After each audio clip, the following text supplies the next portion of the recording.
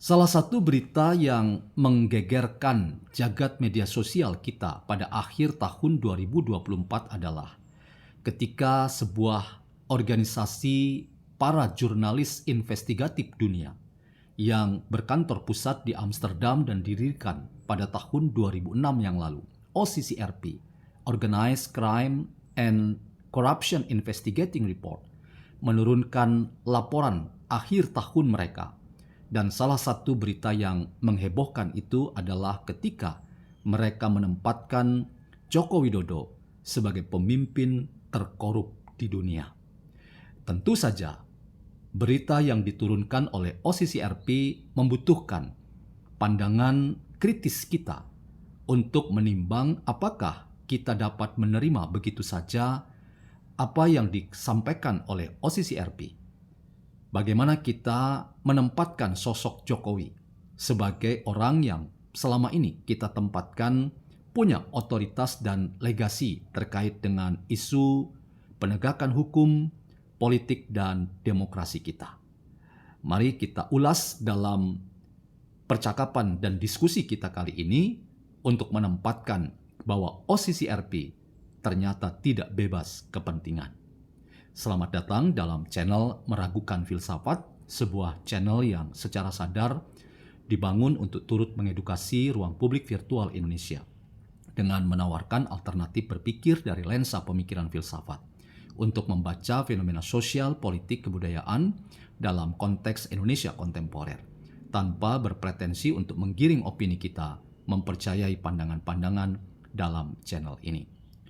Teman-teman, Jokowi sudah menanggapi santai apa yang dirilis oleh OCCRP yang bisa kita temukan beritanya di laman-laman media sosial kita.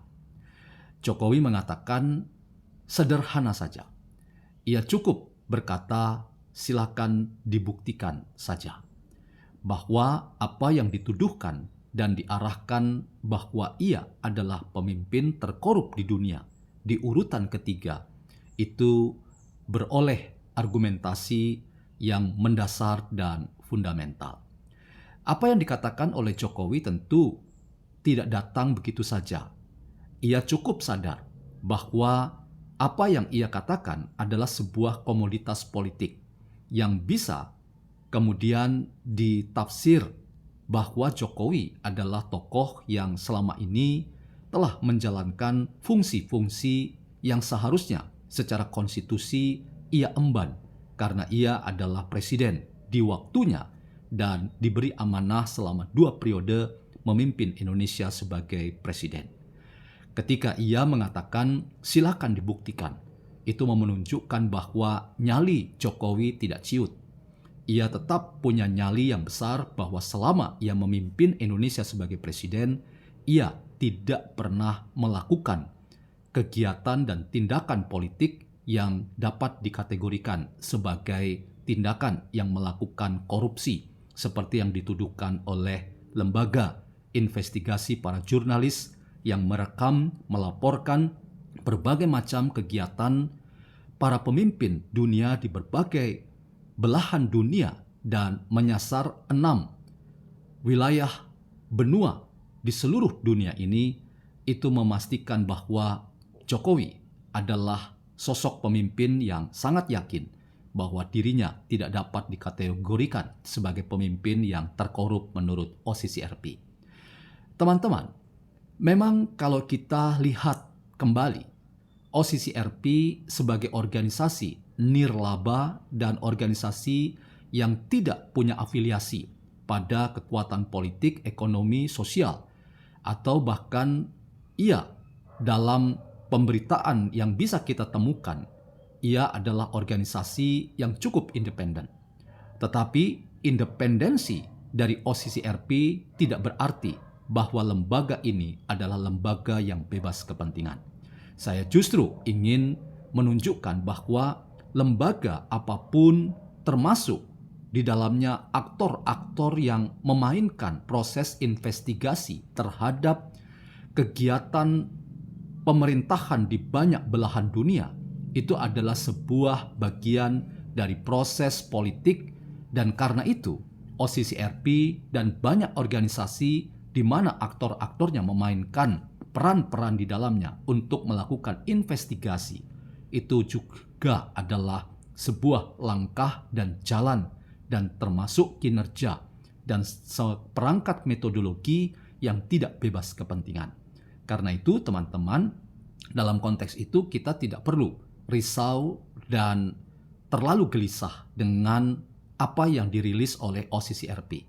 Posisi kita terkait dengan Jokowi adalah bahwa Jokowi di eranya, di masa ia menjadi pemimpin, ia telah melakukan kinerja-kinerja yang sejauh kita melihat kinerja dan sepak terjang politik Jokowi, setidaknya ketika akhir masa jabatan ia memerintah sebagai Presiden Indonesia selama 2 periode, rilis laporan yang disampaikan oleh Litbang Kompas itu cukup mewakili kita bahwa tingkat kepuasan terhadap pemerintahan Jokowi di banyak bidang itu tetap berada di level yang sangat memuaskan. Paling tidak di atas 50%, bahkan ada yang mencapai 80%. Itu berarti bahwa kita bisa memastikan Jokowi ketika memberikan respon singkat, silakan dibuktikan, itu mau juga memperlihatkan kepada kita bahwa Jokowi tidak main-main.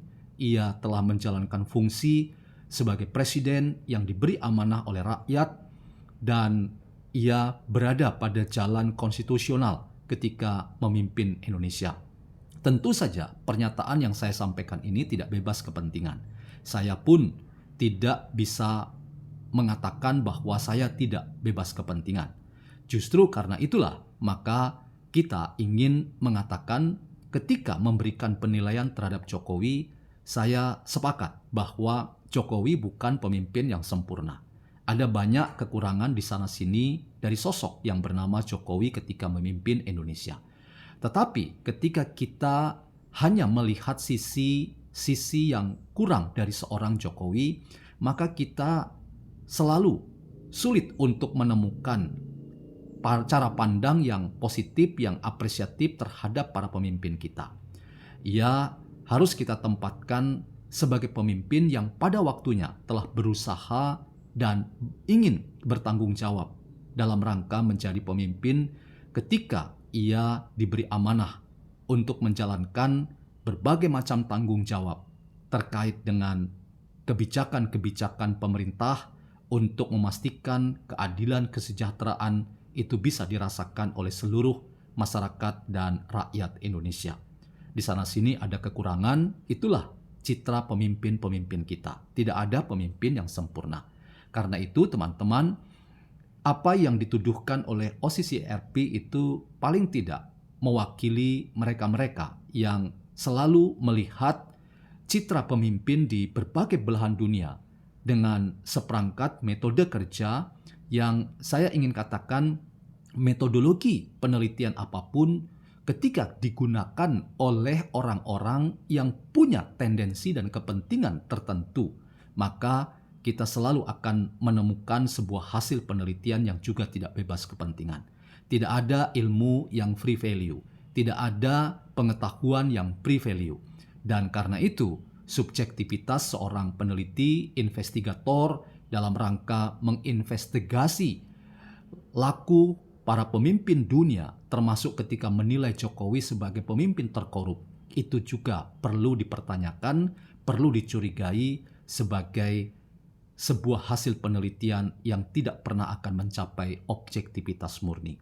Justru karena itu, penelitian dan rilis atau laporan yang disampaikan oleh OCCRP itu adalah laporan yang juga penuh dengan kepentingan, paling tidak ketika hasil itu dibaca oleh mereka-mereka yang selalu memposisikan diri sebagai kontra kepada pemerintah, termasuk kontra terhadap rezim pemerintahan Jokowi, termasuk ketika Jokowi sudah selesai menjadi pemimpin Indonesia, maka sudah pasti kita akan melihat bagaimana hasil laporan OCCRP itu digoreng di sana-sini untuk meyakinkan publik bahwa Jokowi adalah biang masalah dalam kegiatan hukum politik dan demokrasi di tanah air kita ketika ia diberi amanah sebagai Presiden Indonesia pada waktu itu. Disinilah teman-teman kita perlu menempatkan secara kritis hasil rilis laporan OCCRP sehingga kita tidak mentah-mentah begitu saja menerima laporan itu yang harus kita katakan laporan itu pun tidak bebas kepentingan. Tidak ada ilmu yang bebas kepentingan, tidak ada pengetahuan yang bebas kepentingan. Justru kesadaran itu yang membuat kita bisa paham pada apa yang dikatakan oleh seorang Jokowi, silakan dibuktikan saja kalau benar saya adalah pemimpin yang telah menyalahi konstitusi dan melakukan kejahatan kemanusiaan korupsi. Jokowi tentu memberikan sebuah pandangan yang keluar dari keyakinan politiknya bahwa ia bebas dari tuduhan yang disampaikan oleh OCCRP.